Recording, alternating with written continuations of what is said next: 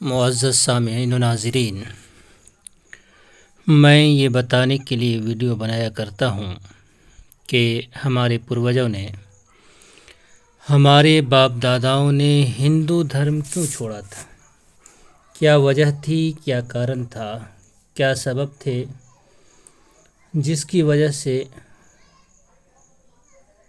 हिंदू धर्म छोड़ दिए थे। आखिर क्या वजह थी कि हिंदुस्तान के बहुत सारे हिंदू, लाखों करोड़ों की संख्या में, ये हिंदू धर्म छोड़ करके मुसलमान हो गए थे। इसमें बहुत सारी बातें होती हैं। लोग कहते हैं कि डर से, इससे उससे, लेकिन हकीकत ये है कि हिंदू धर्म में इंसानियत के नाम पर जो कानून बनाए गए हैं, दुनिया के अंदर किसी जानवर के बारे में भी उस तरह के कानून नहीं होंगे जो इंसानों के मुतालिक कानून है। तो कई वीडियो मेरी इस पर आ चुकी है और इसी पे वीडियो आ रही है और आइंदा भी आएगी। तो ये जो पुस्तक खुली हुई है इसका नाम है पाराशर स्मृति। इसका अध्याय है 6। तो इसको हम कहीं से पढ़ते हैं।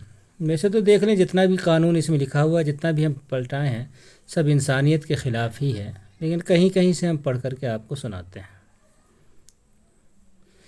यहाँ क्या लिखा है कि चांडाल के साथ समान मार्ग पर चलकर गायत्री से स्मरण से वह पवित्र होता है। यानी चांडाल एक इंसान जिस रास्ते पर चल पड़े, उसी रास्ते पर कोई दूसरा हिंदू चल पड़े तो वो रास्ता भी नापाक हो जाता है।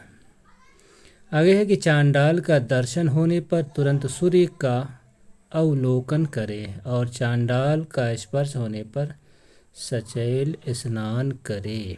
तो यहाँ देखें, देखने पर भी इंसान नापाक हो जा रहा है और छूने पर भी नापाक, अपवित्र हो रहा है। यह है इंसानियत हिंदू धर्म के अंदर। आगे देखें, इससे भी बड़ी बात है कि चांडाल के पात्र डोल से छुए हुए कुएं में पड़े जल को पीकर गौमूत्र और जौ के आहार से 3 रात में शुद्धि को प्राप्त करता है। तो इससे ये बात इसमें आ गई कि अगर चांडाल का बर्तन कुआं में लग जाए तो वो कुआं का पानी सदा के लिए अपवित्र हो जाता है। इससे भी ज़्यादा इंसानियत का अपमान, इंसानियत की जलील दुनिया की किसी तारीख़ में किसी जानवर के साथ भी इतना बड़ा अपमान नहीं हुआ होगा जितना बड़ा अपमान हिंदू धर्म में इंसान का किया गया है। ये सब धार्मिक पुस्तकों के अंदर ये बात है। आगे लिखा है, यदि अनजाने में चांडाल के जलपान में जल पी ले और पता चलने पर उसे तत्क्षण निकाल दे, यानी उल्टी करके निकाल दे, तो प्रजापत्य व्रत करे।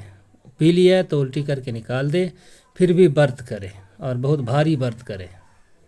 यदि वो उसे नहीं निकालता और जल उसके शरीर में पच जाता है तो उसे प्रजापत्य न कराए, वो तो संतापन किर्च ही करे और बढ़ाए। अब बताइए, ये है इंसान।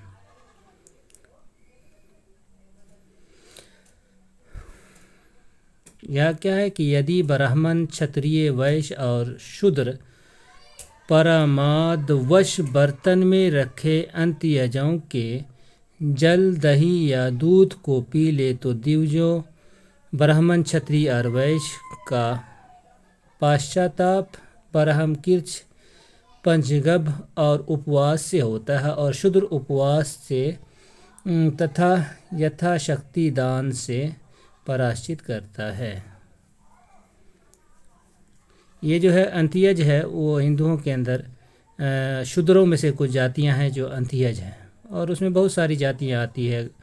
कहीं किसी में और नाम भी मुख्तलिफ है, किसी में किसी का।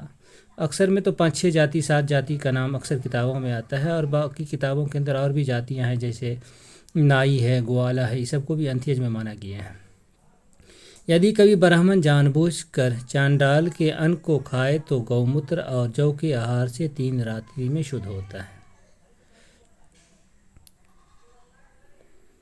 तो ये चीज़ है। और आगे देखें, वो बाकी से जितनी भी चीज़ें आपके सामने स्क्रीन से गुजर रही है सब वही सब, बल्कि पूरा का पूरा अध्याय ये जो 37 मंत्र आपके सामने आ गए हैं, सब में वही चीज़, उसी तरह की चीज़ें लिखी हुई, बल्कि पूरी किताब के अंदर जो है उसी तरह की बातें लिखी हुई। लेकिन हम कहीं कहीं से आपको कुछ कुछ यूँ ही पढ़ करके सुना देते हैं, वरना आप जहाँ से भी पढ़ेंगे सब जगह से इंसानियत के ख़िलाफ़ ही बात है। यदि धोबिन चमारो बयाद को स्त्री और बयाद की स्त्री और बाँस से आजीविका करने वाले की स्त्री चारों वर्णों के घर में बिना जाने ठहर जाए तो पता लग जाने पर पूर्वोक्त से आधा प्रायश्चित करे, गृहदान न करे, दाह न करे, शेष सब कुछ करे। इससे पहले ये बात आई है चांडाल के बारे में, यहाँ पे कहीं हम दिखाए नहीं। चांडाल के बारे में ये बात आई है कि अगर चांडाल जो है ब्राह्मण के घर में रह जाए तो फिर ब्राह्मण अपने घर को इस तरह पाक करने के लिए, पवित्र करने के लिए घर में आग लगा दे। यहाँ देखिए क्या है, यहाँ घर में आग लगा दे, तो वही प्रायश्चित यहाँ पे बताया, ऊपर में ये चीज़ आई है। तो यहाँ ये बात आई है कि अगर इन जातियों के बारे में आया है, या वो चांडाल के अंत्यज के बारे में गालिबन वो बात ऊपर आई थी, अंत्यज के बारे में, जो कुछ शूद्रों में कुछ जातियाँ अगर वो चला जाए तो ब्राह्मण घर की पाकी के लिए घर में आग लगा दें, घर का सारा सामान निकाल के फिर से नए सिरे से घर बनाए। तो इतना इसके अंदर जो है ये चीज़ थी। जिस किसी के घर के अंदर चांडाल चला जाए तो उसको उस घर से निकाल कर मिट्टी के बर्तनों को घर से बाहर फेंक दे। जितने भी बर्तन, क्योंकि उस ज़माने में मिट्टी ही के बर्तन इस्तेमाल होते थे, तो वो कह रहे हैं कि सारे बर्तन को घर से निकाल के फेंक दे। ब्राह्मण घर में ज़मीन पे कदम रखा है और घर के सारे बर्तन नापाक हो गए हैं। और फिर उस तरह से और देखें क्या क्या करना है, सब उसी तरह की बातें लिखी हुई हैं, आपको कितना दिखाएं।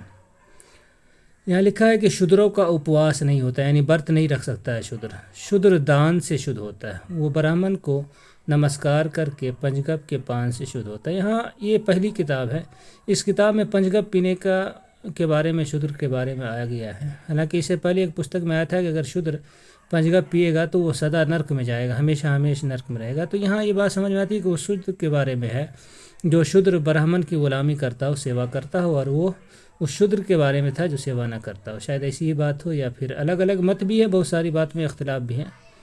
जहाँ जैसा मौका मिलता है वैसा करते हैं ये लोग। जो स्वयं ही व्रत करके ब्राह्मण का तिरस्कार करता है उसका वो उपवास व्यर्थ हो जाता है, उसे पुनः प्राप्त नहीं होता। हाँ, ये चीज़ देखने में आती है कि ये लोग जो व्रत करते हैं किसी मौके पे, तो उसमें ब्राह्मण को बुलाते हैं, फिर वो कुछ करते हैं, तब फिर वो होता है। वही बात है कि ब्राह्मण को बुलाए तभी व्रत जो है, उपवास भूखा जो रहते हैं वो कामयाब होगा।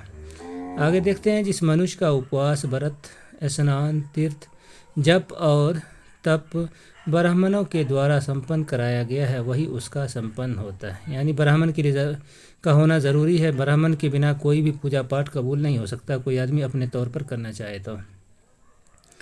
ब्राह्मण बिना जल वाले सब कामनाओं को पूर्ण करने वाले चलते फिरते तीर्थ है। ब्राह्मण के बारे में इतनी सारी बातें हैं। तीर्थ इनके यहाँ सबसे बड़ी क्या कहते हैं, इबादत मानी जाती है, इसलिए ब्राह्मण के बारे में ये बात आई है। मलिन लोग उनके वचन रूपी जल से ही शुद्ध हो जाते हैं। यानी ब्राह्मण की बात सुन के बड़े बड़े पापी का पाप ही ख़त्म हो जाता है। ब्राह्मण जिन वचनों को बोलते हैं देवता उन्हें स्वीकार करते हैं। ब्राह्मण जो बोलते हैं वही देवता उसको मान लेते हैं। इस तरह से देवता ब्राह्मण के ग़ुलाम होते हैं। ब्राह्मण सर्वदेवमय, सब देवताओं का रूप है, उनका वचन व्यर्थ नहीं होता। देखिए यहाँ क्या लिखा है, ब्राह्मण देवता का रूप है। इंसान है तो इंसान तो है, लेकिन देवता का रूप है। जूते पहनकर और पलंग पर बैठकर भोजन न करे। यदि भोजन करता है वह कुत्ते और चांडाल के द्वारा देख लिया जाए तो उस भोजन को त्याग दे। अब देखें, इंसान है वो देख ले या कुत्ता देख ले तो ब्राह्मण उस भोजन को ना खाए। ये है हिंदू धर्म में इंसानियत का अपमान। इतना तो जानवर का भी अपमान कहीं नहीं हुआ होगा जितना हिंदू धर्म में इंसानों का अपमान हुआ है। आगे छोड़ देते हैं, बहुत लंबी देख लेते हैं। ये भी लगता है कौन सा अध्याय है, पढ़ देते हैं, वीडियो का करें। ये हो गया आपको 7वां अध्याय, इसको भी देख लेते हैं इसमें क्या है। अच्छा, इसमें बाद में वीडियो बना लेंगे, इतने वीडियो रहने देते हैं।